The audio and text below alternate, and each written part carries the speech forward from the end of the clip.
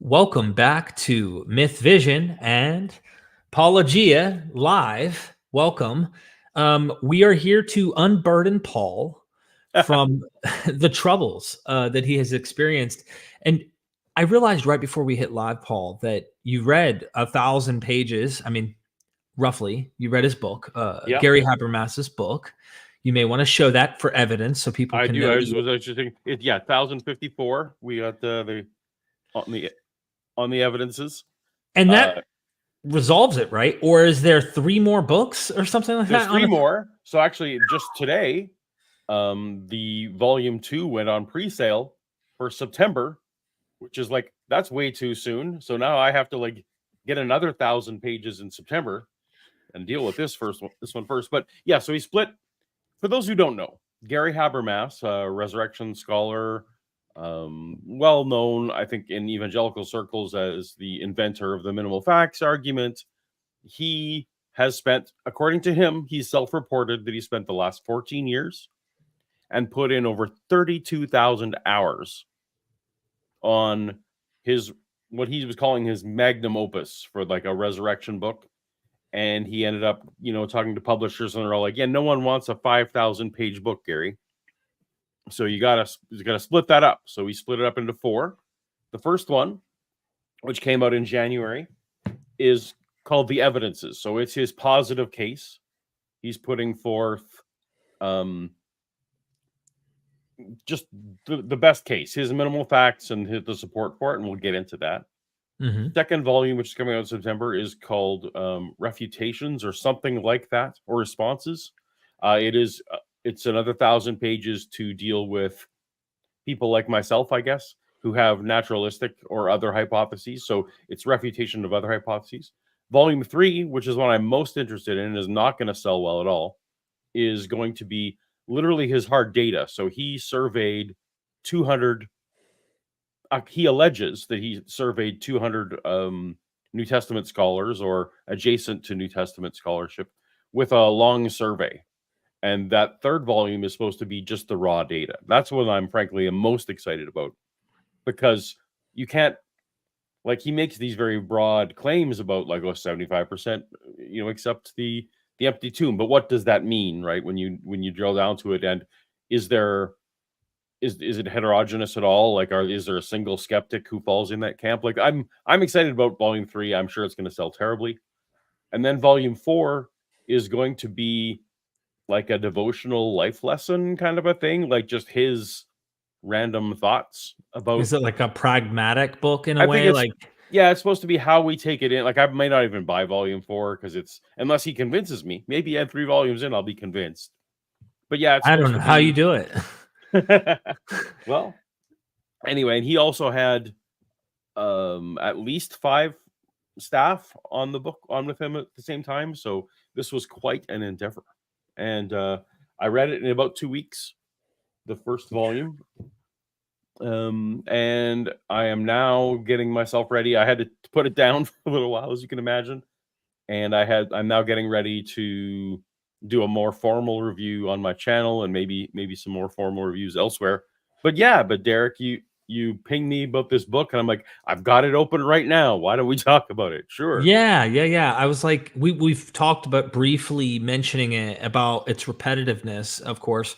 But I'm curious to know in the first volume what you as a skeptic ran across, and what did you find that he was doing in this? That is it the same stuff we've been hearing for a while online? Like, what did you hear? Was there anything new that was being brought to the table in your view?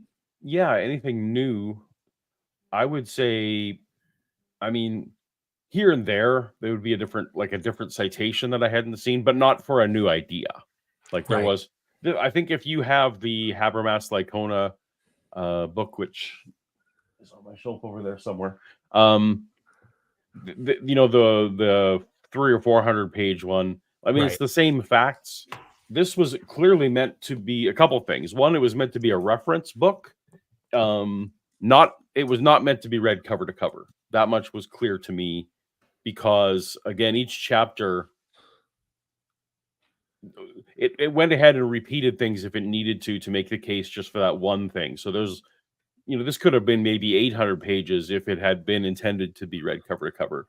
But I don't blame him. Like, he wanted to have the ultimate chapter on burial, or the ultimate chapter on did Jesus exist, and so in that way, it's a huge reference tome, and maybe not even bad for kind of like a Wikipedia article can be good, right, in that you go and you immediately go to the footnotes and see, oh, well, what's the list of the definitive literature I should read, not the Wikipedia article.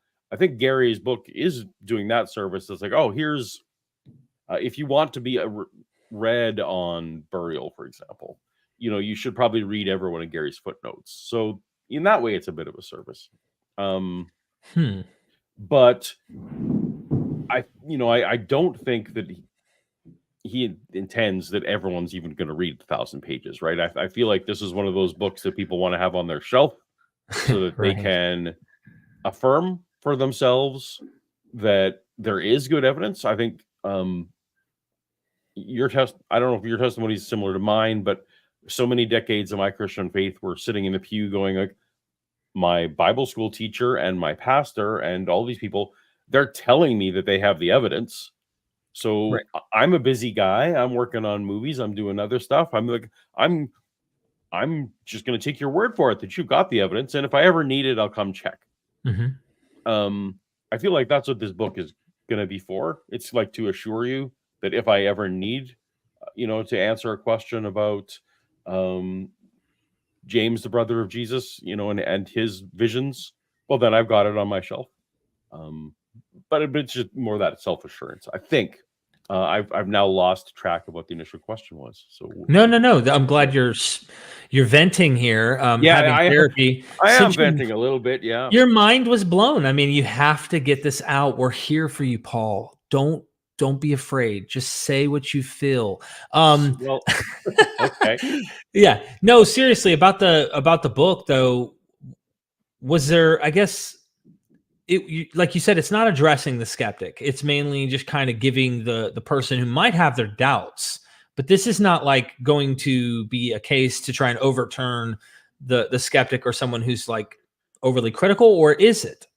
I feel like it's more meta than that. I feel like he wrote it so that if you already are in the faith, he's giving lip service to saying that here's what a skeptical person should think or do, so that as a believer, you're reading this and saying, oh yeah, Gary's really going to get some converts with this one, but again, it's not steel manning the stuff.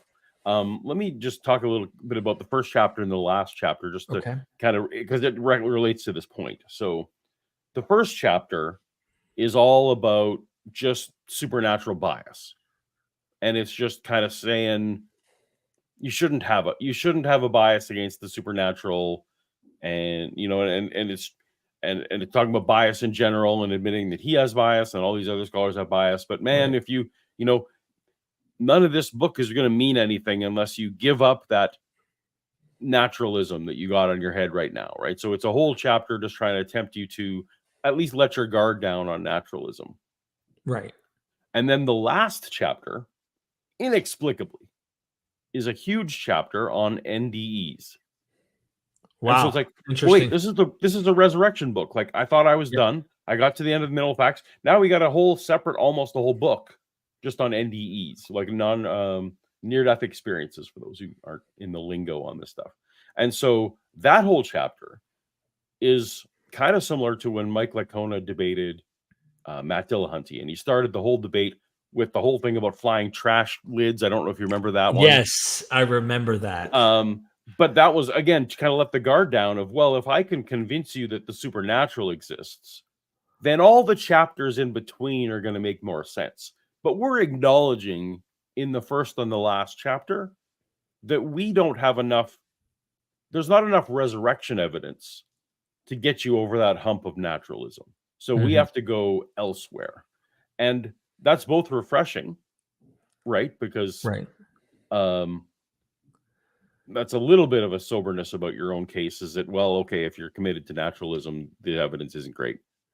Right. But also just that plea, right? That whole, I feel like it's a bit of a facade. Like if you're even a methodological naturalist, he doesn't ever attempt to accept, why testimony wouldn't be, and maybe that's in volume 2, why testimony wouldn't be possibly mistaken or possibly lying. He just kind of goes with this positive evidence saying, well, we're accepting the Pauline letters, at least, at their word. Right. So anyway, this whole thing you just described. I mean, I'm thinking about the chasm between drawing the conclusion of an affirmative resurrection and this massive chasm of trying to get someone from somewhere that is not convinced at all, someone like you and me who almost would need, I've gone on record saying, at least what would hypothetically in my mind convince me would be a doubting Thomas scenario in my life, and me being surrounded by 12 family members, or a group of family members, and here in the midst of nowhere, boop, Jesus appears.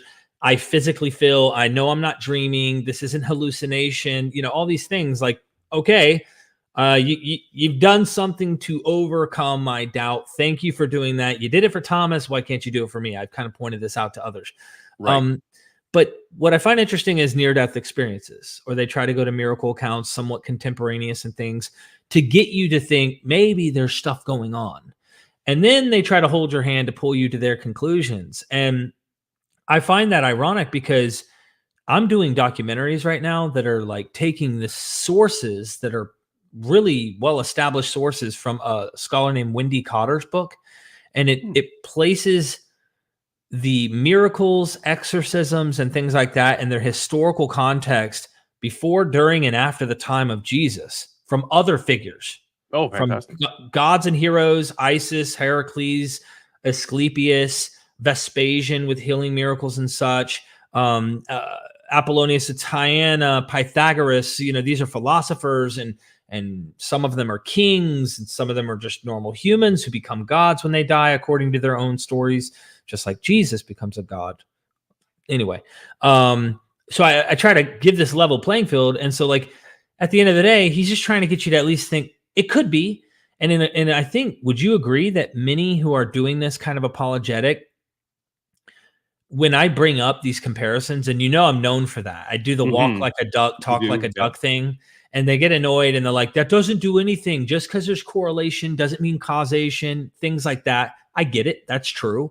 But when I look at it, I'm like, it looks like it's doing very similar things as this genre that we can establish is either fable, legend, myth, whatever you'd like to call it, in birth narratives, in death narratives, and just miraculous deeds that the other people are doing. It looks very much not identical, but similar in nature.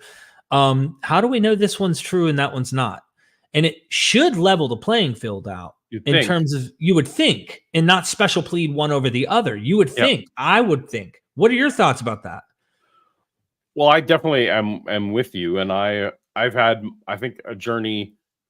I think both of our journeys on all this has been like all around the map. So yeah, it definitely was inspired by the Greeks. Well, maybe they just knew about it like at school. Like, I think I'm open to, I think my current model is that the Gospels were probably a combination of kernels of historical truth,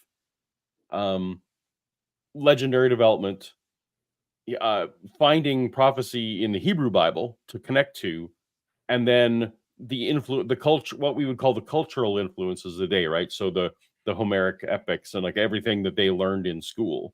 And I feel like if a model probably should encompass like all four of those, right? Like there's probably kernels of all those things, because no literary work is directly inspired. Even like Lion King, which is Hamlet. Well, but it also brings in other things, right? So, anyway, that's my thoughts. Gary avoids a lot of that because he wants to have his cake and eat it too in this book, because he wants to do minimal facts, which can avoid the Gospels entirely. For those of you who don't know the minimal facts argument, it's a couple of, and I guess we can later on, we can go through what the facts are, but they're drawn not on the Gospels, but on Pauline letters and then external history. And then he has a whole back third of the book saying, but I do think the Gospels are reliable though. Like it's almost like a polemic against the McGrews. for several chapters, because he goes through each gospel, including the Gospel of Thomas and a few of that, and he definitely uses the Gospel of Hebrews to defend a few things. So he wants to have, he wants the first half of the book is like, I only rely on Paul because that's all the skeptics will give me.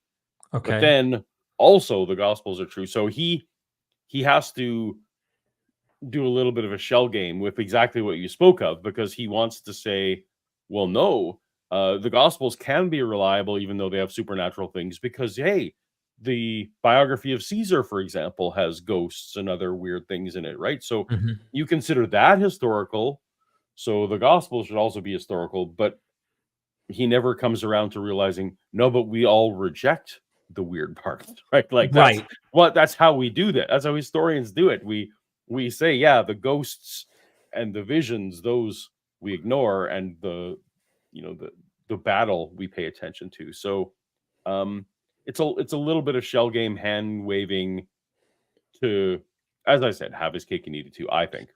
So this is an interesting observation I think you and me both could agree on. And the person who already accepts the worldview that there are ghosts or demons or Jesus can rise from the dead, walk on water, or whatnot, when I do this comparative mythology thing and I show primary sources in antiquity before, during, and after the time the Gospels are being written, and that gives that window of like 50 years, because you could talk to one critical scholar that says Mark's written, let's say 70, and I'm saying critical scholars. I know there are some more evangelical types who want to push it into the 40s, some really, really odd numbers I would estimate, like in my view.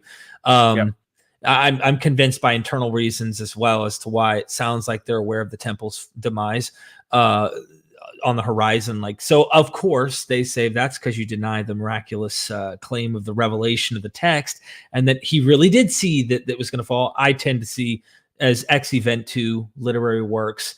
But anyway, I don't want to get caught up too much in that. Just to point out, I can go and find and document everything under the sun. Let's just say I did find everything under the sun that there is, that we have, of heroes, mortals, gods performing miracles, exorcisms, birth narratives with gods mating with their mom. And in some cases, as Plutarch talks about Plato, the god did not sleep with his mother. It was through the pneuma. Plutarch literally uses the same language as Luke. The pneuma and dynamos, the power and spirit that impregnated Plato's mother in order to have this divine demigod named Plato, the philosopher, be born. And this is in Plutarch. So my point is I could do all that. And I want to talk about perception, just to throw this at you, because you and Shannon love the brain stuff, and I do too. Thanks to y'all. You've really inspired that in me, is to say, notice that all of that evidence to them just makes them go, see how much more plausible there's this like superstitious world that people, you're saying is superstition. We say this is evidence leading toward things are happening. Don't you see? And I'm finding that most of it is either superstitious, in the sense that, look at modern people who have experiences of Elvis or Tupac after their death. The list can go on of things. My loved one visited me. He's been dead for 5 years, whatever. They might believe that literally happened. I tend to think it's psychological, mental. There's something else there. And of course, we can get into that. But the other aspect is to me, genre. So a lot of the stuff you can categorize. And why put a historical what actually happened? This is the question I would pose. Love to have you just freestyle and vent and ramble wherever you want with this.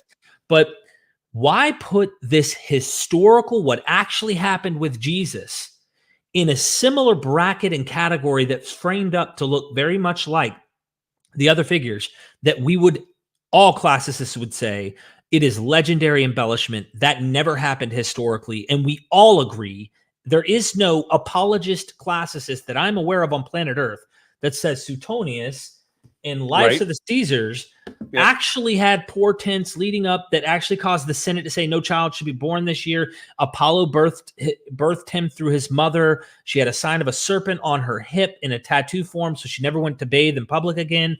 An eagle stole his bread and then realized who he was and brought the bread back to him and said, hey, I'm sorry, drop the bread back for the kid, and on and on and on. We don't accept that. Are there kernels of possible verisimilitude in historical nuggets? Probably. They're real places, real things. There are people who had this idea that if lightning struck this or if the birds went that way, they believed things and omens. So anyway, I threw a lot at you, and I'm going to walk away for 2 hours, and I'm sure you have plenty to say. That's all right. No, I'm with you on all that. I think, again, I'm not well enough versed on all the literature from the 1st and 2nd century to be able to say it's definitely this genre or that genre. But the goal of those 4 books is absolutely to win converts. That is, they prioritize being evangelical over historical reporting. That much is clear. And that is not what a straight up historian does. Like, a straight up historian, while maybe issuing some propaganda of one kind or other, but isn't trying to get you specifically to change your life. And so I don't know. I've yet to be super convinced that there is perfectly analogous works of the time. I don't know if you would agree with that or not. Yeah. I'd say there's no Xerox copy of everything that is going on around. There are, I would say, tropes. There seems to be themes. There seems to be some setting in the cultural, historical, and literary world at the time in which influence is happening, whether it's in the air, if it's being taught at school, as you talked about earlier, things like that. Is that what you're getting at? Yeah, that is what I'm getting at. Like, even all the Greek literature and all the Greek gods, like, that would have, if you're learning to speak and write Greek, you're definitely reading the Greek classics. Like, that's just would have gone hand in hand. So it's much like, going to film school, and maybe you're not directly influenced by Star Wars and The Godfather, but just saw Star Wars and The Godfather if you went to film school, right? So, so whether or not you're deliberately pulled it out when you're doing your work and referenced it or not, it was in your psyche. So I definitely feel like there were tropes and expectations that these gospel authors fulfilled. And I think you would agree. Absolutely. I just thought it was interesting to bring up that observation that we see it and we go, okay, if we grant the supernatural world, getting over Gary's first chapter and go, okay, cool. Let's just say something could be going on and we're just ignorant and we just don't know. We haven't seen it. We're not convinced. And I list all these other sources that have been around for centuries. There are stone inscriptions, to give you an example, of actual accounts of supposed miracles done by Asclepius all throughout the Greek and Roman world, literally all the way down into the time of Paul. I have an expert scholar, Christopher Stanley, who is he specializes on Paul, and he talks about Paul's churches, which would have been Gentile churches, not saying there weren't Jews who associated, but mainly Gentile churches. When they got sick, where did they go to get healing? Because this scholar says in Paul's letters, he doesn't find healings. He's not seeing like what we see in the book of Acts. It's not like, here's a handkerchief, Bob. Oh my God, my eyes are back. Very fanciful sounding the way that Acts portrays it. And so he said they'd go to the Asclepius temple. And I'm like, okay, that's interesting because they're kind of the doctor of the day. And that god, Asclepius, has so many accounts of miracles, healings, etc. For us, why can't Asclepius be the true son of God? Or why isn't the Greek pantheon the one at this point? I mean, we can build a case to show they have several claims and beliefs of this in antiquity for millennia. I mean, these myths and stories are floating around, and there are claims about these gods healing people. Well, those are true then. Well, no, they're not true. And that's why I think I've been guilty of saying, you guys are special pleading. Yeah. And they don't like that because no, we're not special pleading. Each source matters. We need to investigate, interrogate the sources, et cetera, et cetera. And it's just this hot soup of chaos. And I think that's why Gary, his story is that he started this minimal facts because his PhD was from a secular university, and I've forgotten which one. And his advisors were like, you can go ahead and write your dissertation on resurrection if you want, but we don't accept the gospels, so good luck. Ooh, you think that's And what that influenced minimal? he's been on record that was what influenced. Like, so he had to write his PhD dissertation on resurrection without referencing the Gospels, and therefore he kind of came up with. Should I read the minimal facts? Yeah, Would that be a thing that we should do?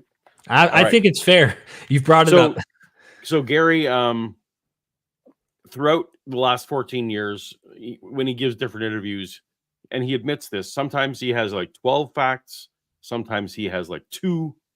So he goes back and forth. But for the book, the magnum opus, he decided to go what he calls 6 + 1. So number 1 is Jesus died due to the effects of Roman crucifixion. Okay. Number 2, the disciples afterward reported experiences that they thought were actually appearances of the risen Jesus. That's both true and also the one I have the biggest problems with. We can cycle back if we want. Number 3, these experiences accounted for the disciples' lives becoming thoroughly transformed, even to the point of being willing to die for their belief. Number 4, the proclamation of Jesus' resurrection and appearances took place very early, soon after the experiences themselves. Number 5, James, the brother of Jesus and a skeptic before his conversion, most likely believed after he thought he saw the risen Jesus. And number 6, just a few years later, Saul of Tarsus also became a Christian believer due to an experience that he concluded was the appearance of risen Jesus to him. And then the +1, the private tomb in which Jesus was probably buried was discovered to be empty shortly after his death. So he calls that a +1 because his criteria for the facts are that he wanted to have it be 90% accepted by scholars. And not only that, because it's not pure argument from authority, and that he can back it up with evidence, or so he says. That's what his criteria. Right. Empty tomb at best raises to about 75. He thinks he has a ton of great evidence for it, but these, stubborn skeptics don't accept it, along with the people who have signed a statement of faith. So that's why he couldn't quite include it as fact. Go ahead. Does he say, the people he's saying are scholars and are not? Like, does he distinguish between those who are making statements of faith? I'm not saying we should then just discard them, but I think it's important to understand here at this university, these scholars have statements of faith, which would then entail, in your view and my, I suspect, some psychological reasons to have limitations on how far you can venture or publish if you found contrary evidence to what your statement of faith is kind of postulating for you to even have employment. You see what I'm trying to get? That's why I brought it up. Absolutely. It's very tough to convince someone to believe something that goes counter to their paycheck. Like, that's just a thing. Right. When I worked for Apple, it was definitely like, yeah, I thought iPhones are the best. Right. It's like, just that's the way it goes. I still do, but my livelihood doesn't count on it. That will be book 3. So book 3 is where he's supposed to be publishing the raw data. So in this one, I have my "For the Bible Tells Me So" jingle that I often use. I feel like the theme of this book is "For Bart Ehrman Tells Me So." So anytime he gets into a weird spot, and this is what I'm working on documenting now, is he kind of just appeals to, well, if Bart Ehrman agrees with me on this, I don't have to say any more. So, oh my God. Did you hear my interview with Richard C. Miller when we were talking about this? And, Richard appreciates Bart's scholarship, of course. He respects him as a colleague, as an academic. But he came up with a funny term in the midst of that. He said, I call this argumentum ad Bartum. That is what's happening in this book. I love it. Argumentum ad, because he feels like, well, if I can cite Bart agreeing with me, I don't got to provide any other evidence, because of course he disagrees with me on the conclusion. So if there's any given point, and I feel like that's a real weakness in this book, is it, if you are like, there's YouTubers like Inspiring Philosophy or Testify or whoever that are kind of like, we don't buy anything Bart Ehrman says. Right. Or some things. Right. Or some things. Yeah, because I know IP agrees with his view on Revelation. Sure, absolutely. So. Yeah. But if you're the kind of person that says, well, just because of enemy attestation, right? That's not like buttoning it up. Now I happen to agree more. I don't agree with BART on everything for sure, but more often than not I do. But I feel like Gary's just really relying on argumentum ad partem, which I'm not going to adopt as an awesome phrase. I will credit you, Richard, when I do that. I appreciate it, and I look forward to hearing you do that, because I know that happens a lot. Because let's be honest, he's a maverick in the field and a brilliant man, and he's brought a lot of a lot of ideas to the public eye. And his debates with evangelicals and other academic, well, mainly I would call them evangelical academics, because there's people like James White. He's gone and debated other people, but I figure it's the best time to let you shine, because you have dealt with minimal facts for a while, and you've actually come up with your own particular hypotheses. Did you want to present that, or did you have any? I wouldn't mind. We can if the audience is interested, we can do that. I've now since dubbed my hypothesis the minimal witnesses hypothesis. So it has a name now, minimal witnesses, so that people can shorthand it. Hopefully it will spread a little bit. The notion being, there's a huge challenge both in this book and by J. Warner Wallace and Frank Turek. It just constantly comes up.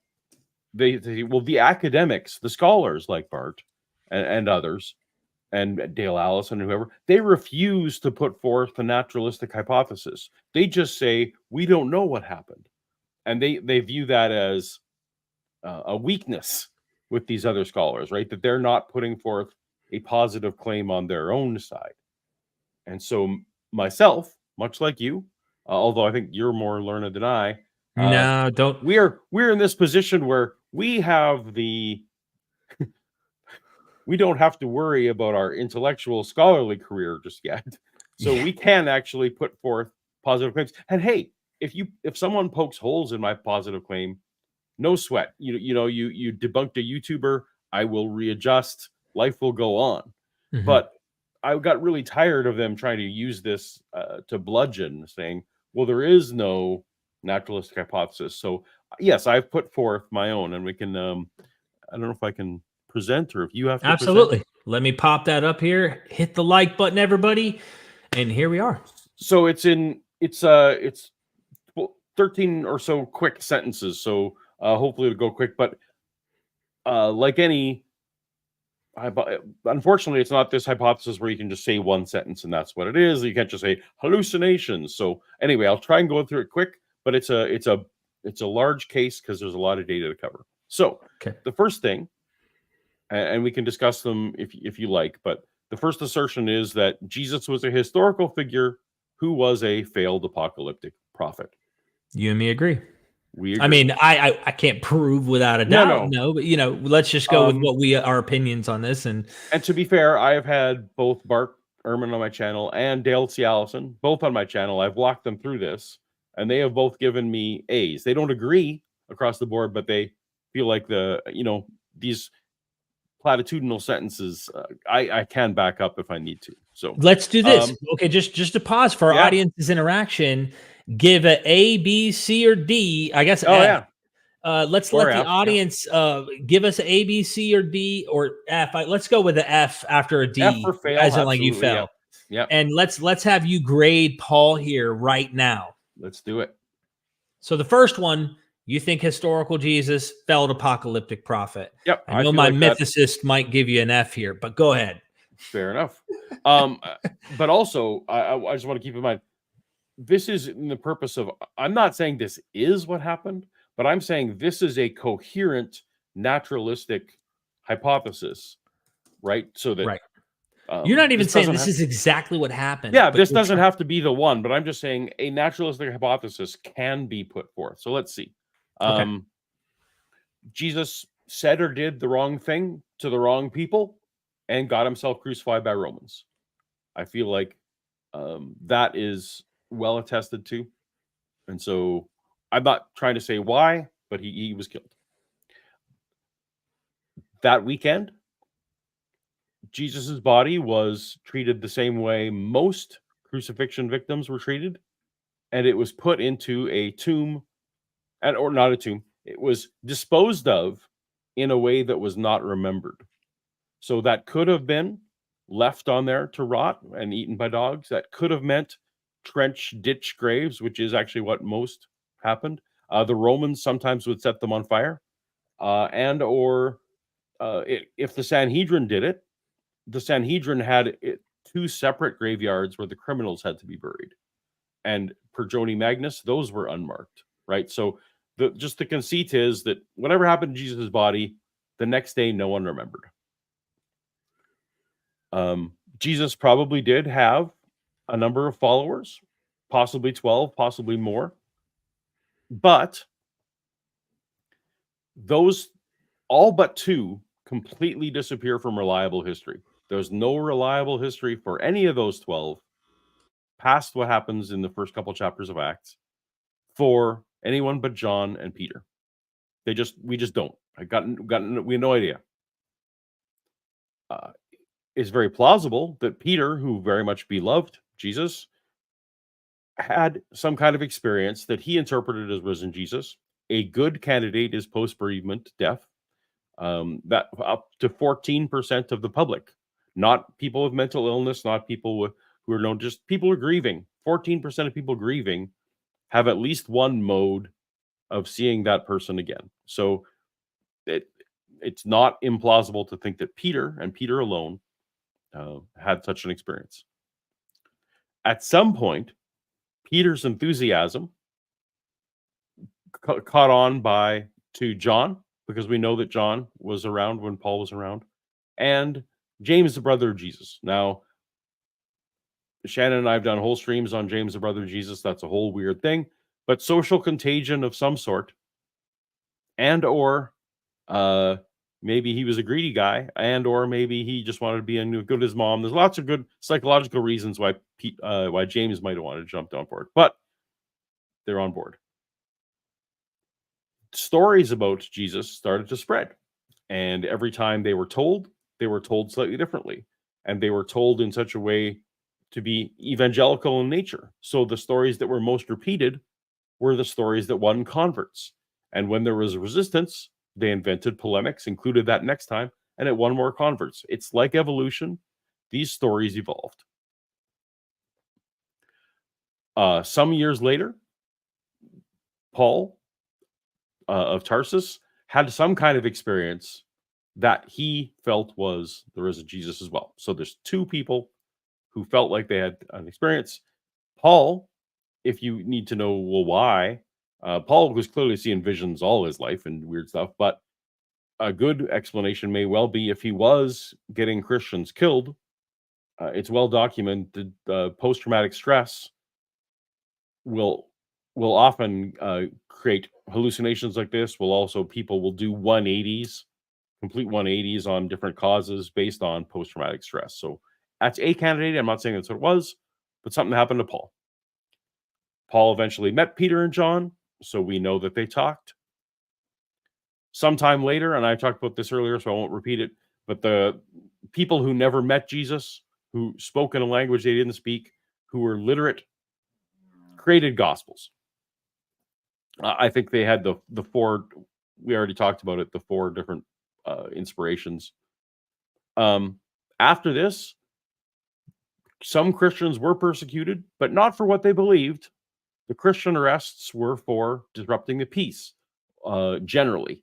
Almost always they were for being a menace in some way, almost never because of what they believed, until centuries later, until like 300 AD. So, but yada yada, some centuries later, Constantine has his own vision, becomes a Christian, Christianity is eventually legalized, and from there, we kind of know the story of how the church exists. So, all we need, literally all we need for hallucinations is two people to have had an experience, Peter and Paul. The group experiences, those aren't part of the minimal facts. All we need, these two guys, minimal witnesses, Peter, Paul, and we have Christianity today. So that's the very short version.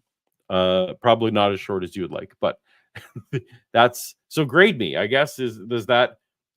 And my challenge is constantly to apologists, what data am I not accounting for with this series of events. So minimal witnesses. I'm not saying it is what happened, but I feel like it does cover all the data. I think you're muted, maybe? Yes. Give us your final grade, everybody, on the overall thing. Something that I like what you said that came to mind was the idea of persecution. Of course, a lot of these we're not certain about a bunch of stuff, but I do wonder if there is some form of resistance in terms of worshiping, or the Roman imperial cult with the Christians not wanting to worship a man in maybe the early 2nd century, or at least it seems that that could be an influence. The book of Revelation seems to hint at stuff like this. So I'm wondering if that plays a role. That has no bearing on the overall, natural push. But when you were on talking that, I kind of rely on books like Candida's book, right, and or Bart's book, and even I'm going through Dominion with Tom Holland, for example, and like some of those, and it sure seems like the cases we can say are solid cases. We're not in a like recant your theology type things. They're like, oh, the ones we know of, you came into the temple, you came into the town, and you were screaming and you were shouting, or you were staging a protest. Like, it seemed the well documented cases. I don't dispute that probably Christians had to kept their mouth shut a little bit, because their neighbors are all praying to the weather gods and they aren't. So you don't want to be the one guy on your street that's not praying to the weather god. But I don't think we don't have solid records that caused people to die. And again, I get it. None of that matters, because I don't think. So I shouldn't say none of that matters. That absolutely matters. All persecution is terrible, and it sucks that it happened. I usually go into that a little bit more. That like, it's awful that it happened, but it's not on the scale that is sometimes promoted. Yeah, I agree with you. The way you worded it was good, though, breaking the peace. So I guess the only thing I would say is, was it centuries later?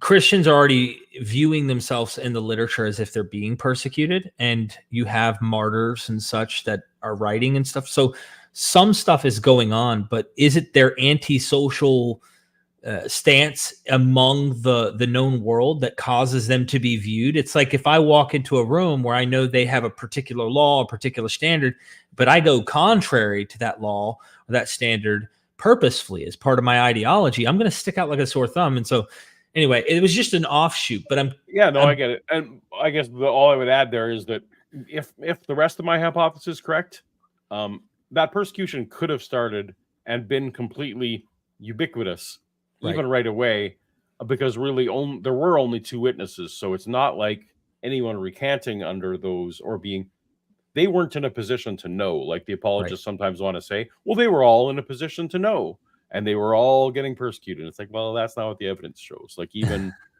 LaShawn McDowell has recently even downgraded 4 ones to 3 because, well, I love to hear him say it. Acts maybe isn't good enough to hang our hat on, for James, son of Zebedee, his martyrdom. So, that's awesome. The one comment I think I heard you interviewing Bart, because for those who don't know, me and Paul, we're doing all sorts of scholarly interviews and stuff, and you put this hypotheses even quicker, of course, in front of Bart. Yeah. Bart graded you. What did he give you again?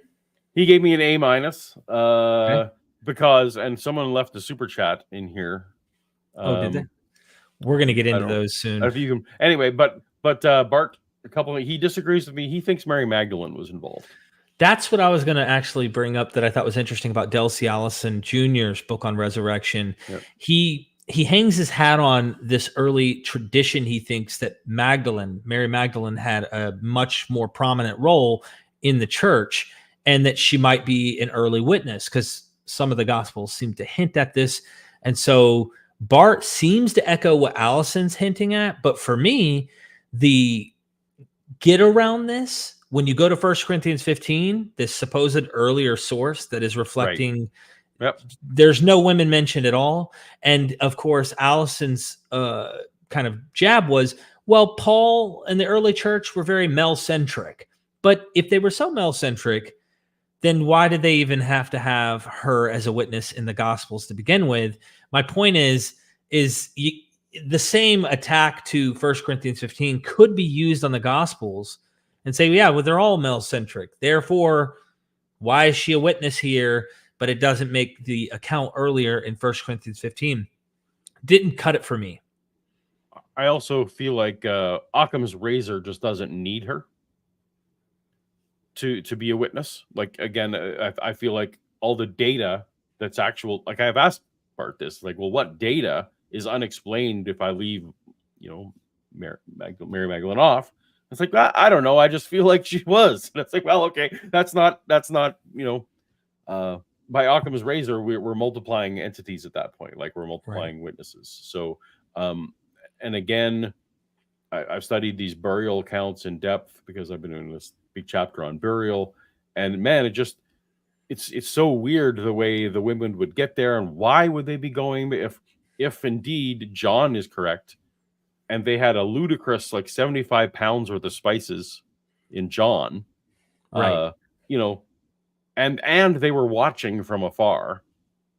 Why are they bringing spices the next day? What did they expect to find? And if I'm right that they wasn't in a place, if it wasn't buried in a place where they could remember, then how is this even going to happen? So that's kind of why I leave Mary out. I don't see the explanatory power of having her there. So I could be wrong, but yeah.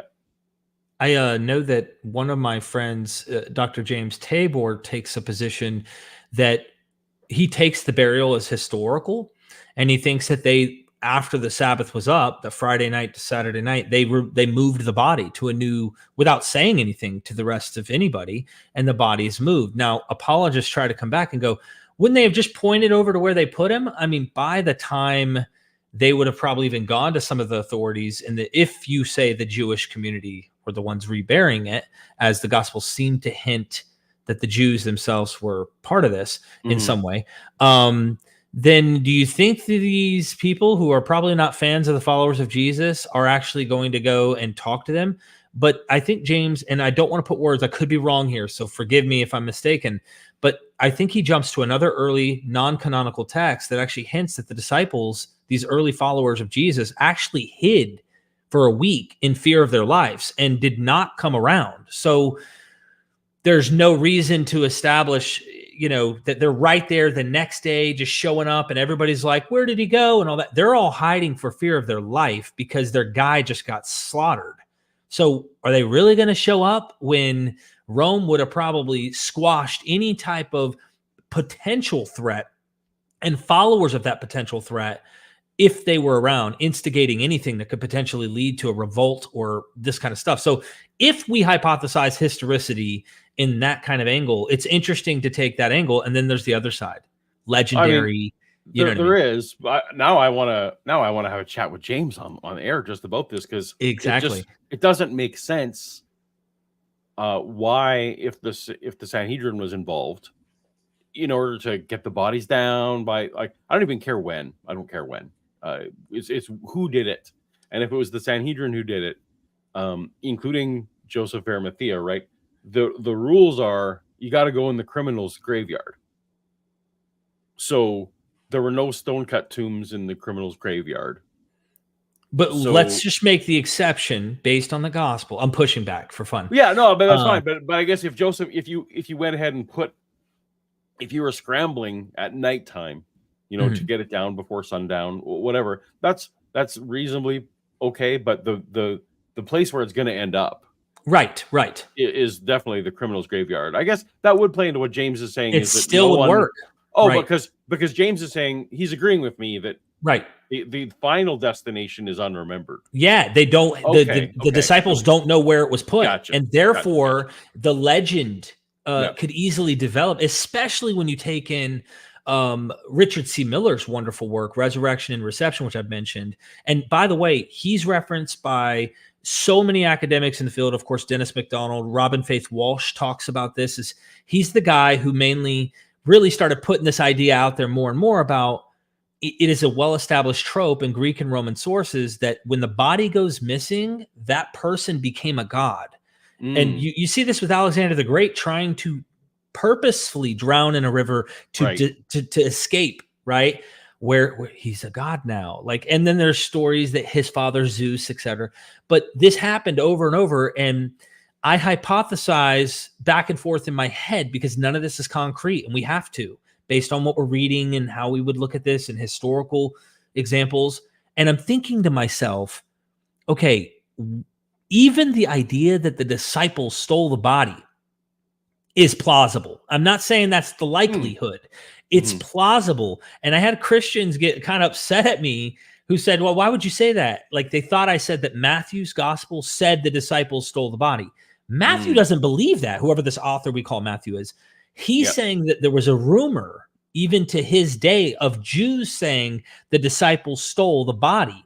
Now, if you know anything about that missing body, they became a god motif, and you know you're employed making good money going door to door or whatever, you have a cult following, and you believe it, you're so absorbed in sunk cost fallacy, the whole nine. What's stopping you from postulating that they did? But Derek, why would they go to die? You're reading into the motives that maybe their motives are, hey, I have to stand my ground. How many people have died for things they were wrong about or purposely did? I mean, there's so many other questions that can come up. But that goes back into my minimal witness thing, though, is how many. This is my big problem with Gary's book. He plays fast and loose with the word disciples because what he has scholarly assertion for is that some disciples saw this, but when he states it in his minimal facts, he just says disciples. So you're immediately thinking, well, all scholars must think all 12 did this. No, and what Gary will affirm, you have Peter and Paul. Well, Paul wasn't there, right? Paul was after. So the death that we care about is Peter's. Oh, and James' brother Jesus, but again, not one of the initial 12, right? So even on what you were saying, like, well, if the disciples stole it, okay, great, but only Peter died for it, right? And we don't know, we have no idea if he was given a chance to recant, right? Like that wasn't we don't know if he could have saved his life by saying no. So I'm affirming what you're saying, and it kind of dovetails with me, is like this whole claim that they all died, that's got to go by the wayside as well, right? Because it's just not attested. The only critical, if I'm using a scalpel on my own guess, that suppose they stole the bodies, and then someone goes, yeah, but you're saying that people had visions. They themselves stole the body and then have visions. He's resurrected from the dead. In their mind, they'd say resurrection is physical body. So how did they go and knowingly steal the body? Maybe it's just a couple of them. Maybe it's not all of them. Maybe there's a few amongst the group. I'm making up little tiny things along the way, but let's just suppose all 12 stole the body. And then they still come along and someone has vision saying he's resurrected.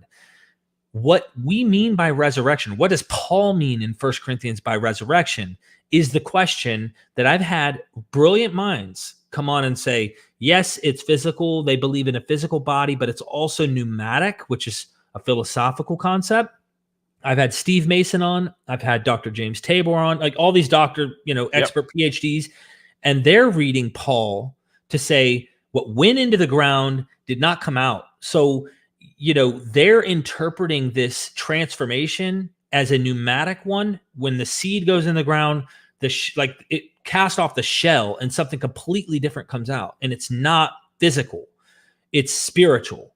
It's not what we think of as flesh in the physical sense. And so I don't know how to navigate this, because they would say that Paul has a different understanding than probably what's being seen in Matthew and Luke when it starts to become more physical. Look, touch me, feel I'm eating fish. Exactly, and, they're really nailing down that feel this guy. Hey, Gnostics, hey, Docetics, who don't think he has a physical body. He has a physical body. And so what's going on here, man, in all of this literature? And I think even with all what you're saying there is you've got scholars, you've got brilliant minds on all sides, to quote someone who shouldn't be quoted. But yeah, there's good people on all sides. But shouldn't it be more clear if indeed, like if you want me who already has to get over my materialistic bent, shouldn't it be more clear? If you expect me to come along on your ride, like that's for me, that's just kind of the nail in the coffin. Is it's not clear. So as with the we've seen with the Satan's guys, I think like a lot of times the apologists are just like, if they can find one plausible, and maybe that's what I'm doing. If they can find one plausible explanation, well, then they've got their out. Right. So anyway, sorry. I think you said it well. It's not just that, it's not clear, but it's also, in my estimation, problematic. There's so many voices that we can show don't agree that I think are clearer. Not just like, did Paul mean this? And does that contradict these ideas in Luke and John? Because I've had some scholars who think there's continuity. Some say there's discontinuity, meaning the body was actually physical even in Paul, that the body physically resurrected according to Paul. And that's what resurrection means. Some of these scholars say not necessarily. Paul's framing it within a Jewish context, but he's also well established in Greek and Roman motifs. So he's marrying the two and finding a way in which he's writing this to the Corinthians who would have understood this in a Gentile mind, not in a Jewish one in that way. So it is not clear enough, but it's also problematic. And that it bears out in the book. Unfortunately, Gary, he's putting forth these, what I would say is these superficial cases for his thing. And basically, you're telling me there's a chance, almost like he's just, I feel like the book is largely affirming what they want to believe, as opposed to, really overwhelming me so that I'm just forced now to believe in a resurrection, whether I want to or not. So one last thing I have, and if you want, feel free, is that go for it. We were talking to Richard Miller before we went live and he wasn't able to join us, but I was like, hey man, come hang out with us. And he said, well, one of the things they would do when he was going to college, because he went to the same college as William Lane Craig, or it was William Lane Craig's university or something. And he said they purposely will write massive tomes to kind of give off the impression, look at how much evidence and how sophisticated and complex and dense this is true, et cetera, et cetera. You know what I mean? What did you want to comment on that? Do you feel so I would say it's the opposite of dense. This is the ultimate fluffing up of what could have been a 300-page book is now suddenly 1,000 pages, so that you can be a little bit more referential, like just so you can be a little more comprehensive. No new points were made, but it was just more comprehensive. And again, there's several hundred pages for whatever reason on gospel defenses, which aren't part of the main core of the book, and a whole chapter on NDEs. So it's suddenly like, this isn't 1,000 pages on the resurrection. This is, 400 or 500 pages on the resurrection. And again, there's so much repetition that we've talked about. I need to, when I do my full review, I'll try and give some specific examples on this repetition. But again, it's not bad, but it's just, if you read it cover to cover, you realize, there's not as much here. There's a facade going on. So, yeah. Anything else? Was Richard the one who prompted William Lane Craig responding to us? Was that how that all kicked off? That's right. Yes. That's right. And by the way, we've got 814 people watching here on MythVision. Hit the like button right now. And also subscribe to Paulogia's live channel, as well as everybody knows about Paulogia. But the live channel, you're hanging out, you're taking questions, you're tackling apologetic stuff. I just wanted to say that you and I need to put something together in response back to William Lane Craig, because from what I understand, he responds to me in 2 episodes. Yeah, he does. He dedicated. So for those who don't know, you interviewed Richard C. Miller about the state of whether apologists are respected by scholars, or that I don't know if that was the topic, but that it came up, and that caught William Lane Craig's eye. So William Lane Craig responded to you. And because I'm the only person on the planet who actually listens to William Lane Craig's podcast, I said, hey, Derek, come on. So Derek has been on my channel. we responded to that. And now William Lane Craig has dedicated not just one, but 2 full episodes because Derek really got under his skin. And I don't even think you've watched it yet. I haven't even heard them. But I need to. But anyway, so if you are interested in Derek and I doing, I guess, round 4 or 5 or whatever that would be in responseception, let us know. But yeah, please let Paul know, because I don't want to be the beggar here with the shaking the cup. Let me join you. My stipulation is you at least have to watch this thing first. I do need to, and see if this is something I need to respond or want to. I'm pretty likely, at least I'll have something to present or give back. For sure. We might have a lot that I agree with him on, but I imagine there won't be in some cases, so it might be worth covering some of that. Now, I did stumble upon a stream that you and Kipp and Dr. Kipp Davies and Dr. Josh Bowen did. You guys murdered apologetics. You canceled apologetics altogether. It was like a couple years ago, and I was like, man, it's still alive, Derek. You blew it. I know. Which one was that? Of course, you can tell I legitimately watch MythVision all the time because that is what YouTube suggests to me. So it was a couple-year-old stream that you did with Kipp and Josh. Okay. I think it was literally, it's called The Death of Apologetics or something like that. Yeah, and Josh and Kipp have like the guns on the thumbnail or something. Yeah. Yeah. I definitely need to go back and check that one out again. And I think we were dealing with how problematic some of the stuff is in that ancient world. And we even had evangelical friend, I think he's evangelical, but he's not a fundamentalist, who stopped playing games trying to defend it and was like, it was bad. He tends to think God's progressively trying to better the world, almost like a post-millennialist-ish idea, or a progressive betterment of the world, and that he thinks that's what God's doing. But he admits the Bible has some archaic, terrible crap and horrible situation for women and slaves. And it's just, we went into all that. Okay, we got some supers, and I think we had a blast. There's so much we could talk about, Paul. And you love this stuff. Thank you for letting me vent for a while, though. That was fun. That was good. And we'll answer questions. If anyone else wants me to vent, you can ask a specific question. I have many more topics to vent because it's 1,000 pages, but let's get to Well, we'll get the supers. I just want to say, how's therapy going so far with 816 people on our side watching you? The therapy, I've been taking my dog for long walks, and we've been, touching grass, as it were, except we're in Nova Scotia, so it's several feet of snow. But I don't recommend that you read this in 2 weeks. It's a little bit much.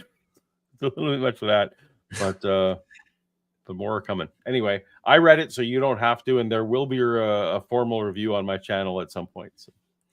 Just in case people missed that, the Lamb of the world, Paul, died for our sins by reading 1,000 pages of this book. Ben, I'm not going to butcher the name. Thank you so much for the super chat. I wish IP and other apologists would actually take the time and read the books of those they refute. They can start by reading Dennis MacDonald work. Is this on my channel? I think this is on mine. It looks like yours. Okay, yep. I can tell. I can see. Okay, there's a little chain mark when it's yours, and then it's cool. For those who don't know, we decided at the very last second. Well, this whole thing is last second, but I'm like, hey, let's do it on both channels at the same time. And so you and I are pioneering new technology that lets us do that. But forgive us if we're not 100% up on who's from which channel. Forgive us. Yeah, forgive us in advance. I don't know if they've read Dennis MacDonald's work. He gave me a call earlier when I was on my way to the gym about his new Q book coming out, and then he's got another book, Synoptic Epistles. He creates an interesting hypothetical discussion between the gospel authors, and they're oftentimes arguing with each other, not in a positive way, because of what one did with their gospel. And why did you do that? And so he gives this hypothetical discussion where Dennis MacDonald's actually interpreting the gospel to the other gospel author as to why they did what they did with their text. It's a genius book. I can't wait to show that. But the Q book is actually out today. It's live on Amazon so people can get that. And he's trying to defend the idea of Q because so many people are getting away from it, especially in the online world. They're just like, if we don't have it, just stop. Don't even try to hypothesize that we had some type of reconstruction of Q, et cetera, et cetera. So anyway, I'm going to test just me personally, my personal journey with Dennis MacDonald. I didn't buy anything that I heard. I heard about his theories, and no one ever said it to me in a way that was convincing. Right. And then I actually read it. So like Dennis is one, I think that the secondhand versions of it don't do him justice. Like I actually had to get the book again on the shelf over there. And it was like, all of a sudden, this is obvious. So I'm 100% agree. If an apologist hasn't actually read him and has only heard it secondhand, they're missing. Yeah. And even if they disagree, cool.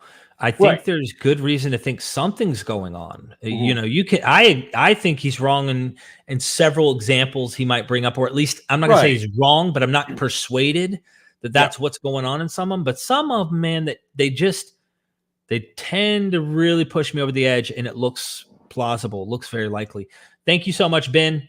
Gnostic informant in the house. So much for minimal facts. Paul, did you ever see the speech that Habermas gave to some church about there being no sources mentioning Alexander the Great for 400 years? It's unbearable. It is unbearable to watch. Yeah, they often accuse, they meaning apologists in general, often accuse some of our scholar friends of being not as rigorous when they're talking as when they're doing their academic writing.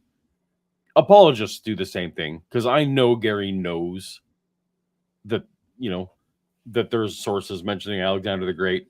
And I, in the book, for example, he very much qualifies that, well, I'm talking about specifically about literary biographies, not like inscriptions and coin. Like he throws all these caveats out that dismiss all the obvious things. So again, but also I'm not as all buttoned up live. Like today, I probably said a few things that were slightly not the way I would have worded them if I was scripted. So I don't begrudge them that.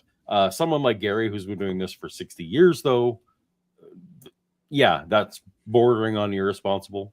But yeah, thank you so much, Neil, because I know Neil definitely is looking for stuff like that. Yeah. Alex, thank you so much for the super chat. I appreciate that. Mr. Warlight, question. Acts is often used for dating Paul's letters. So what do you make of verse 21:20? Paul is mistaken for a man in a revolt that occurred some time ago. Said revolt occurred 60 AD, and some time ago could be post-war. Let's get Acts 21:20. I did memorize Acts at one point, but I don't remember. Tell everybody that while we're getting this. That's another story, I think. Well, so when I was a teenager, I was involved in international Bible quizzing. So literally each year we would memorize one or more books of the Bible and compete on them. I wasn't amazing. Like I wasn't all-star level for most of those years, but I did so I memorized Acts, I memorized John, I memorized Hebrews, 1st and 2nd Peter, Galatians, Ephesians, Philippians, Colossians, but Matthew was my year. Matthew was the year I earned a bunch of money for Bible school scholarships by memorizing it. So anyway, blah, blah, blah. You're infallible, man. Just keep it real. No. Also, weirdly, I memorized it in NIV 84, which is like a translation no one uses anymore. So when I quote things, everyone's like squinting at me. It's like, that's not quite right. But, I don't see what's going on in this passage. 21:20. So when I heard this, they said, you see, brother, how many thousands of Jews believed, and all of them were zealous for the law? Is that what you're seeing? 21:20? Yeah, that's what I'm seeing, and I'll share the screen if we need to, but I don't. I don't see. Often used, so I'm also not convinced that Acts is used for dating Paul's letters. Do you find that to be true? I have a video coming out on Pauline authorship, and I feel like those letters are all date. Like if you want to accept the story, he died in like 63, 64. So all the letters have to be dated.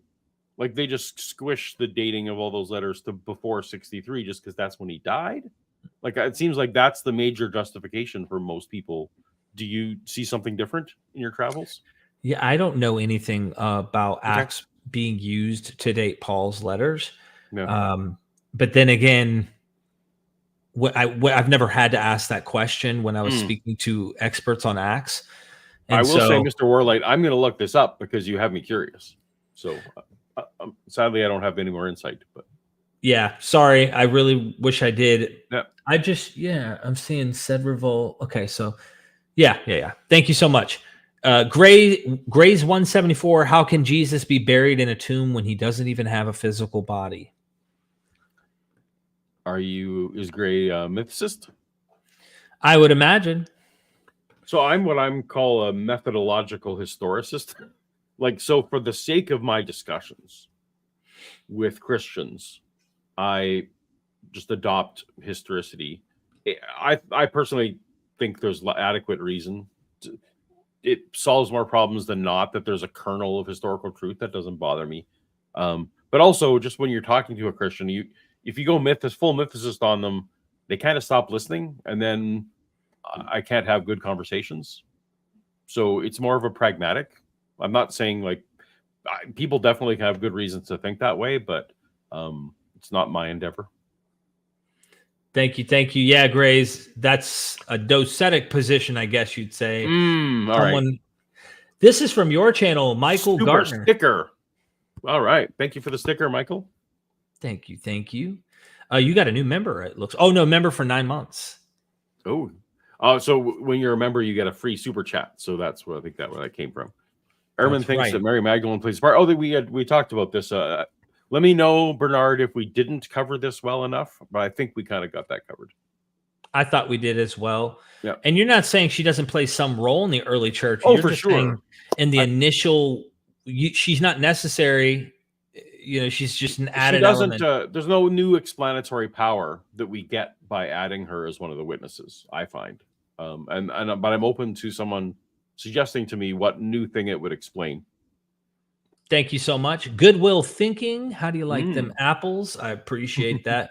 Super sticker. Appreciate it. Caleb Jackson. Even as a Christian, I would say history alone isn't enough to prove the resurrection. Other contemporary evidence of miracles is needed.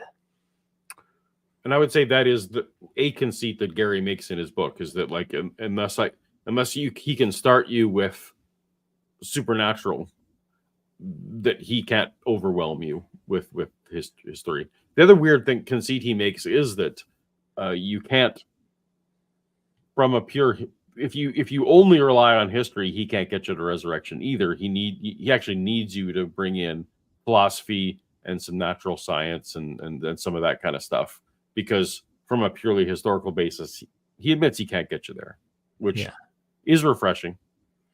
I mean, let's be very fair here.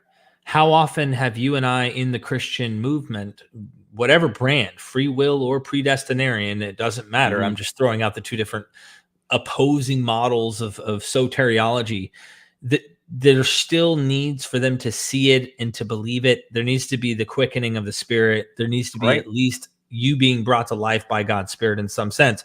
So it's not just, to me, contemporary evidence. I would go a little step further in agreeing with that. But that evidence, I would ask that it happened to you, that you're not, or at least someone that's right there where you're involved in it and you see it. It's hard for me just trusting accounts on something that is that,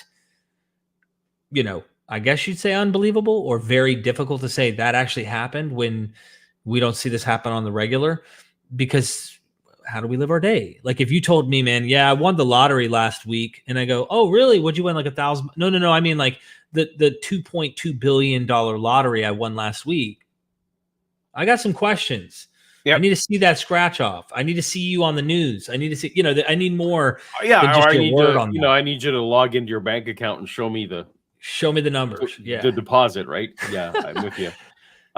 Yeah. Good enough. Yeah. Sorry.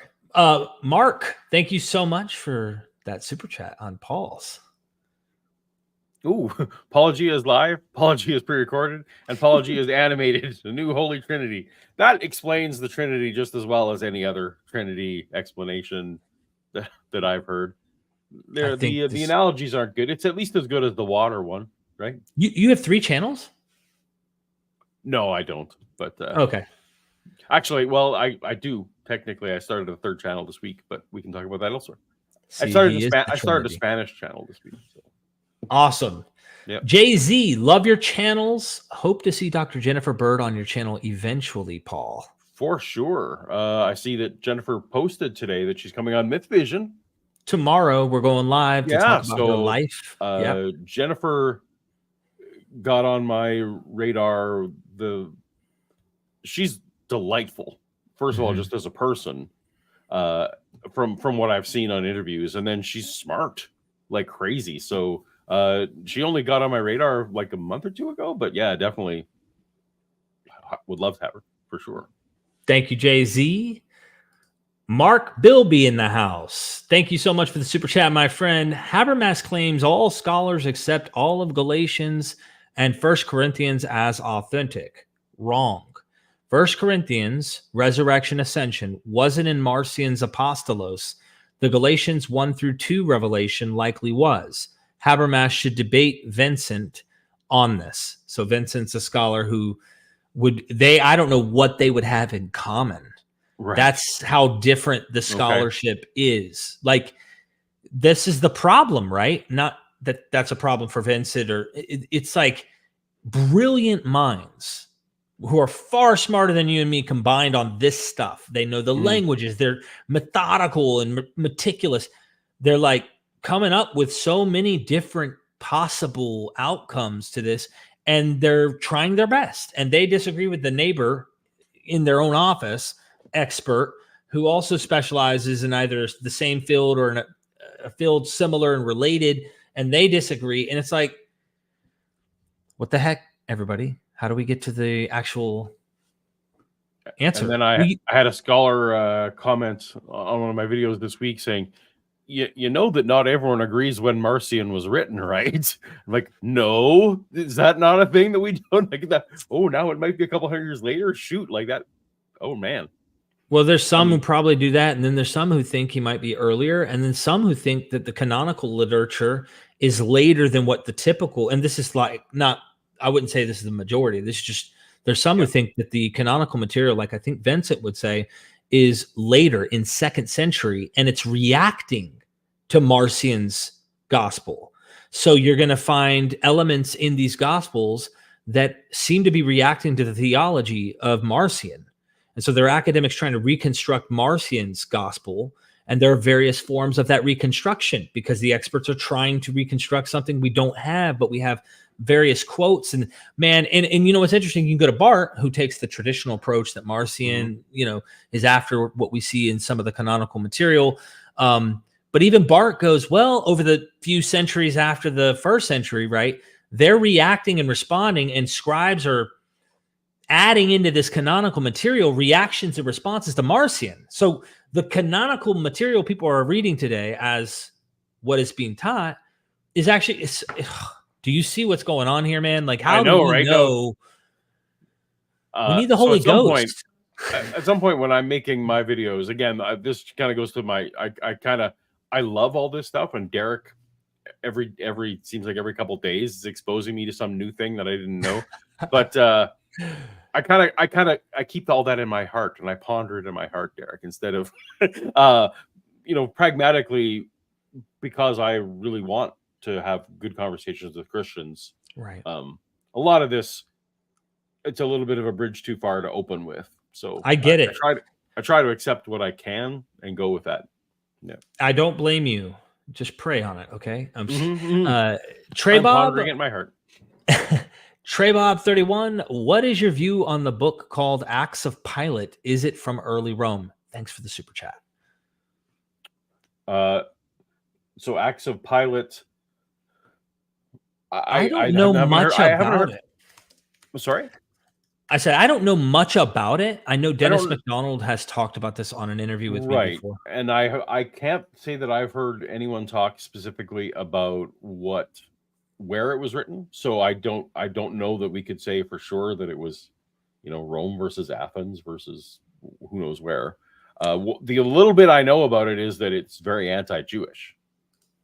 That makes sense. I mean, clearly. And so that it's basically this notion of absolving Pilate, and it wouldn't surprise. I guess it would make sense to be written in Rome because it is largely, it seems like a book specifically written to absolve Rome any culpability in the death of Jesus. Like that seems to be. And if I remember correctly, that's the one where Jesus does appear to Pilate. If I remember correctly. I have not read it myself. I haven't either, so I'm going secondhand. But yeah, early Rome would make. Let me put it this way: I don't know about early. I don't think it probably was pretty late, but Rome, I guess, makes sense. I'm looking at it here. Over 500. It's like third or fourth century, isn't it? Something like that. It's later. It says it could be as early as 160 AD. Okay. It's Gospel of Nicodemus is another way to call it, or at least it's in the vein of the Gospel of Nicodemus. I believe. In the next. Well, sorry, Bob, that we don't have any firsthand insight for you. Yeah, I mean, I'm not an expert on that at all, no. And I'm not an expert on any of this, but I have better knowledge of other things. Mr. Warlight again says Acts 21:28 mistyped the verse. Okay. That'll do it. Okay, 28. So now we're talking, shouting, fellow Israelites, help us. This is the man who teaches everyone everywhere against our people and our law and this place. And besides, he has brought Greeks into the temple and defiled this holy place. I think he's talking about Paul. Yeah, Paul's arrest. Yeah. We need a comment on that. What are your thoughts about that verse? I mean, so if I remember the super chat correctly, he was thinking that because this must have happened very late. Let me pull that one back up just because I don't want to butcher that. Yeah. Just remember where we're at. Okay, he says Acts is often used for dating Paul's letters. So what do you make of verse 21:28? Now that we know, Paul is mistaken for a man in a revolt that occurred some time ago. Said revolt occurred 68. Right. Okay. So let me now. Acts 21 is well into, like, Paul's had at least is in his third missionary journey by this point. I think he's at least on his second missionary journey at this point. So Paul's been a Christian for, I think, long enough for them to say some time ago and mean Paul. Acts takes place over multiple years. Where's the some time ago? I don't see it. I'm looking at the text. 21:28. Shouting, fellow Israelites, help. This is NIV, of course, but this is the man who teaches everyone everywhere against our people and our law and this place. And besides, he has brought Greeks into the temple and defiled this holy place. They had previously seen, if you look at 29, they'd previously seen Trophimus, the Ephesian, in the city with Paul and assumed that Paul had brought him in. So yeah, again, so that's background, but it doesn't mean right. Mr. Warlight, just, I don't know which chat you're in, but you don't have to super chat again, but let us, if you can clarify where the some time ago is coming from. I'm trying to keep an eye on that. I'll say one comment that I see, and this is based on an Acts scholar I've interviewed. The Acts tends to portray Jews over and over as antagonists in a very, what I would say, Mike Winger propagandistic manner. And what ends up happening is, I notice I said Mike Winger because he had the video. It was like propaganda. Yeah. But seriously, it is to get Christians to be viewed as innocent, even though they're being charged and they're guilty of everything over and over and over. They're being charged and accused and all that.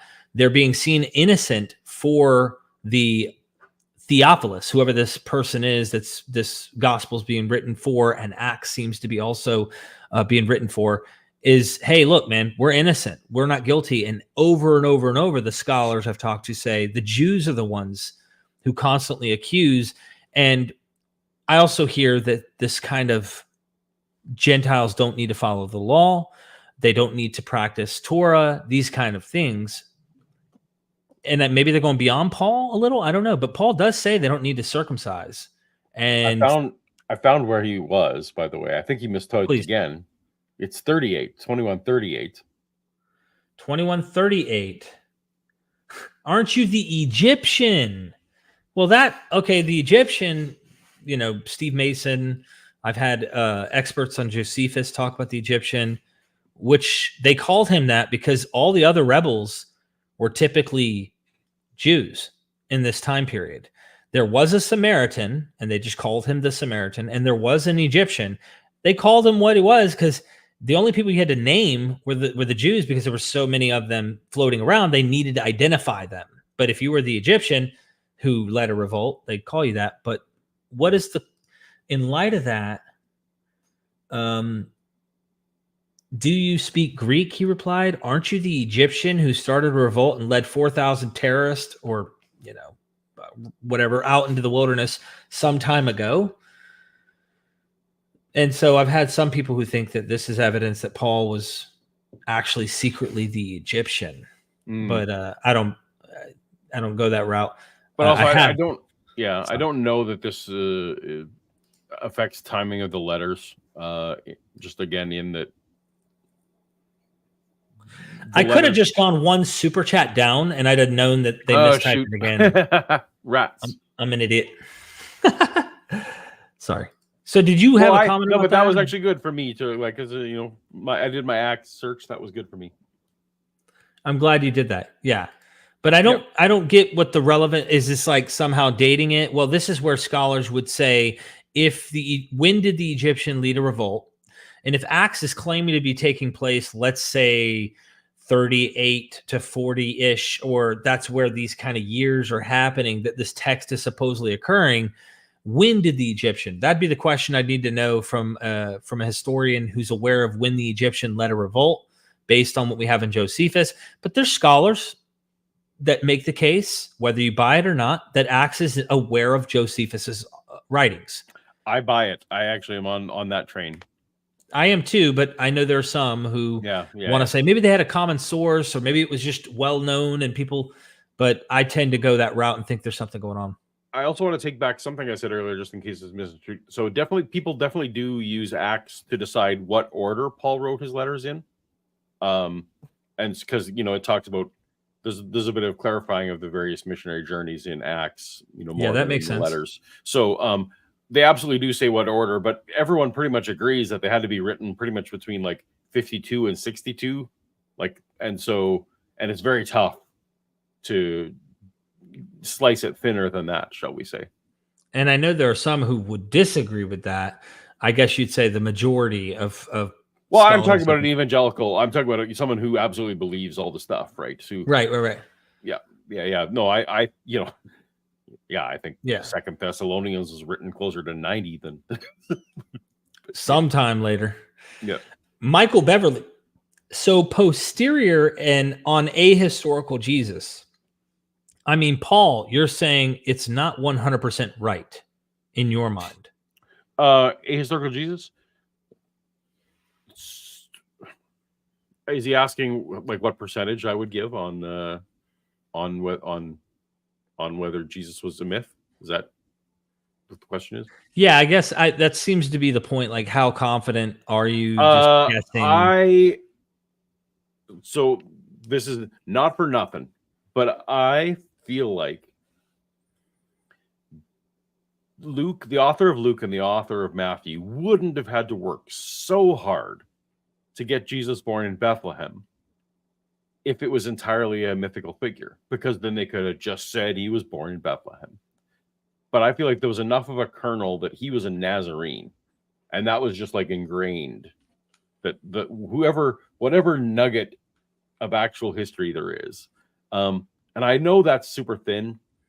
So I don't know. I would give it, for me, I don't know, maybe it's 75-25, like 75% there was a dude that in some way inspired some of the legends, and 25% that it was entirely made up. But yeah. Okay. Thank you, Michael. Appreciate the super chat. I don't know, are you way off from me on that, or? Oh, I'm not answering that question. No, I'm just kidding. No.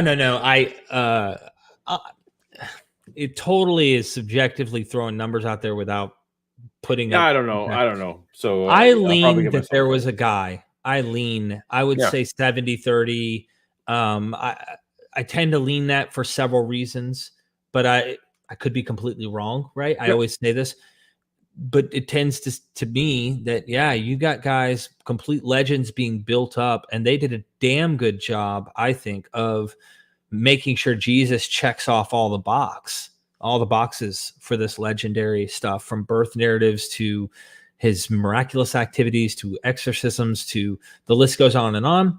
And I see other figures who have similarities like that, in the sense that they do these things, and we would say those are legends as well.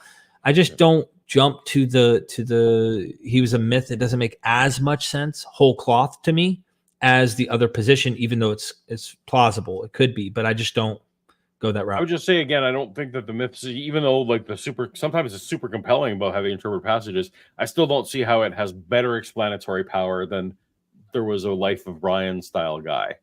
Right. So I don't know. Blessed are the cheese makers. Mm-hmm.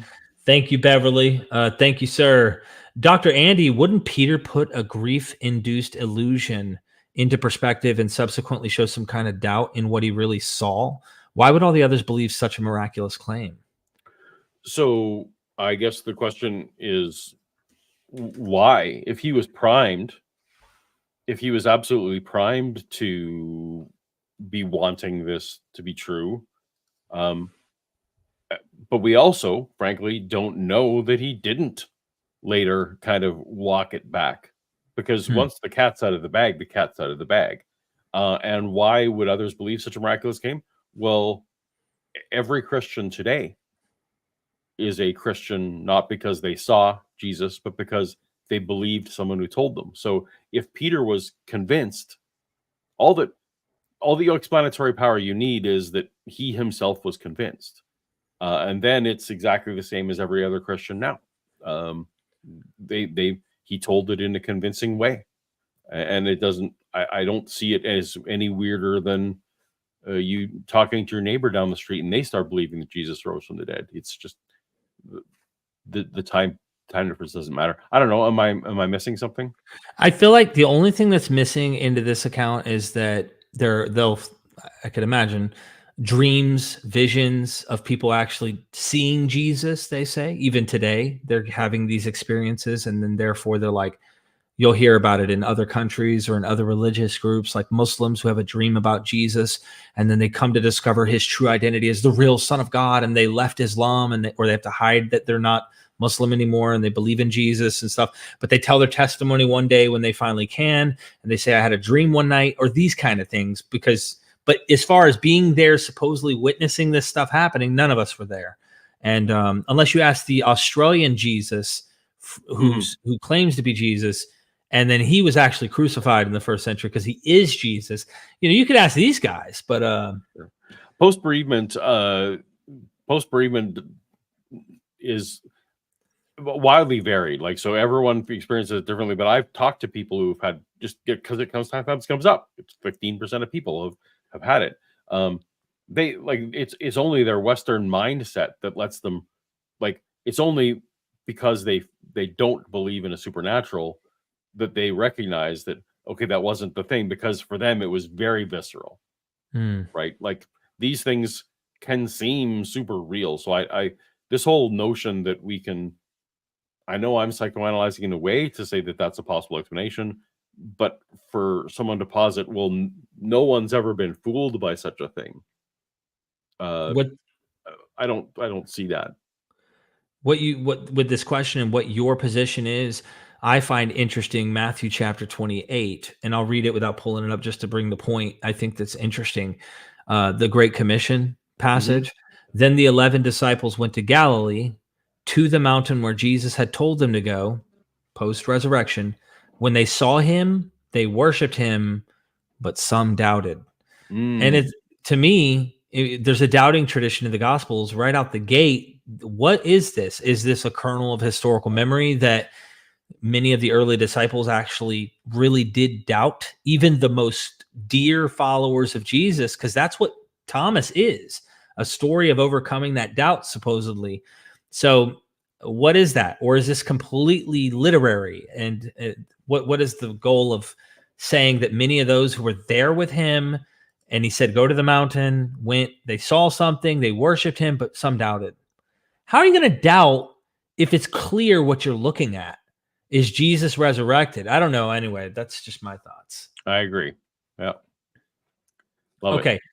Michael, right. We'll get a couple more. We need to wrap it up here to let you go. I know that you have to go. I do have a stop. Yeah. And you got to prepare. Michael Beverly, thank you. Dr. Bird is great. She's coming to talk to me March 5th. I just finished her book, Permission Granted, a couple nights ago. Time for you two to write a book. Michael, all I want to say is I actually watched your stream with Mike Lycona the other day, and that was fun. I thought you did a good job with that. So well done. So I'm sure you'll do a great job with Dr. Bird. And yeah, I agree. Dr. Bird is great. Thank you so much, Michael. Greg Royce, forgive me if I butchered that. I've seen your vids on Marcion, but haven't seen this question. Could Trinitarian doctrine be a response to Docetism? That's you. I don't know.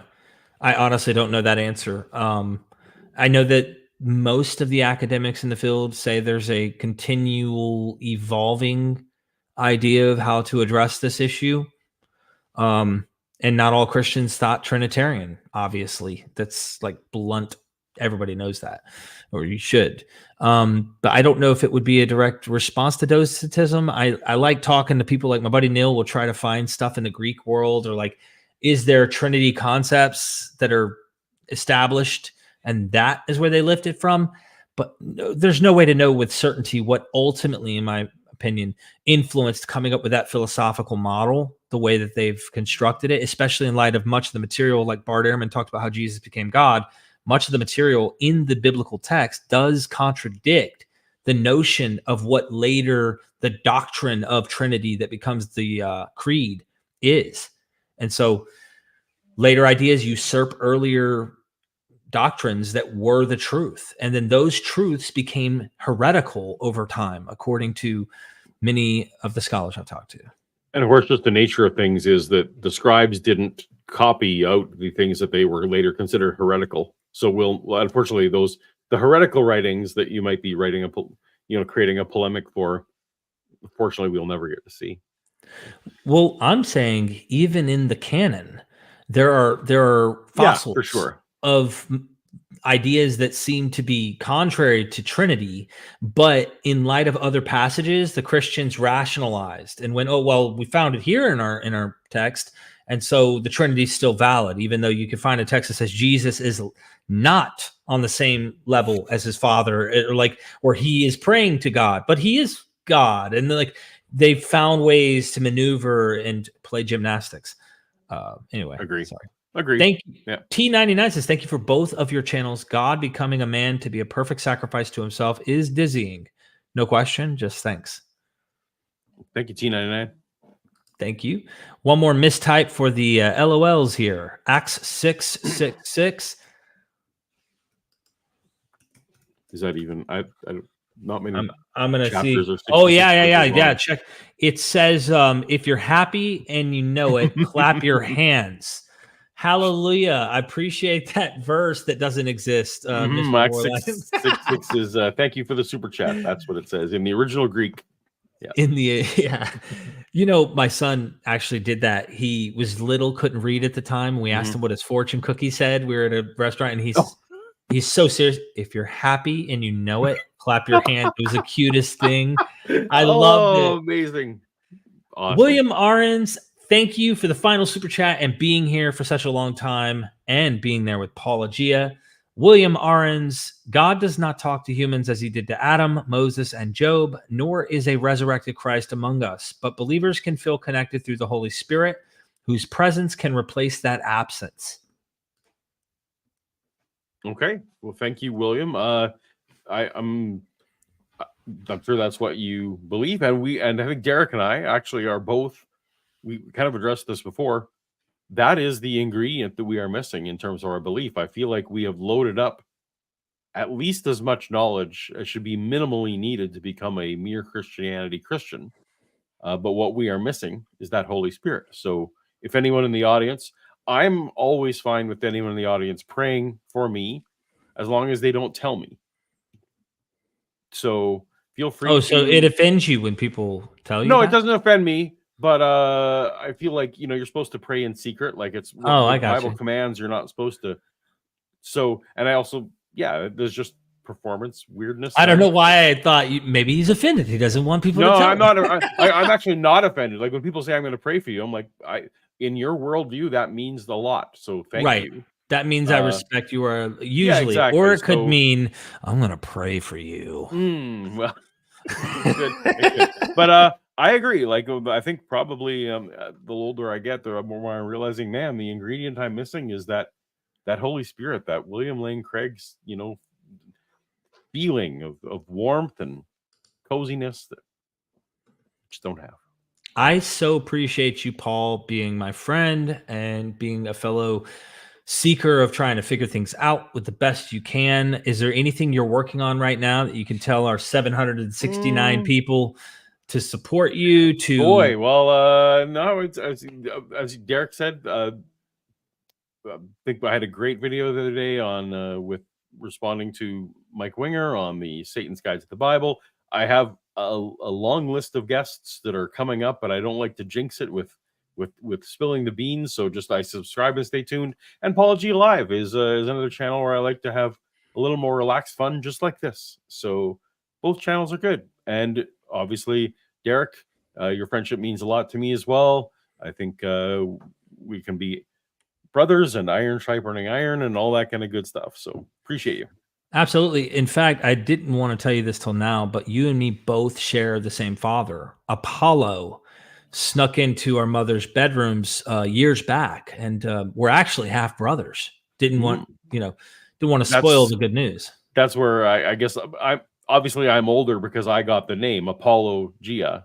Exactly. See, also, you have a Patreon. People can help you there. I do, and like Derek, we try and eke out a meager living, much as Paul did. When he was a tent maker.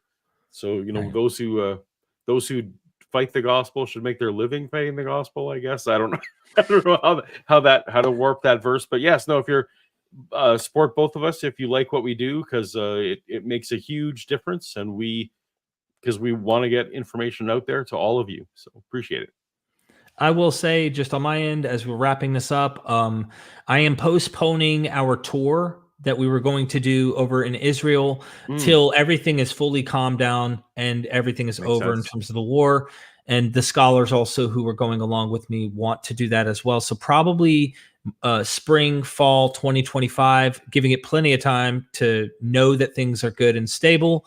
And also I'm potentially interested in putting together some type of cruise, like not we need to go to this place and sightsee, but like a possible conference cruise type scenario where skeptics and scoundrels like us can join and kick our feet off, enjoy the social life of connecting with other people, and have potential scholarly conference discussions.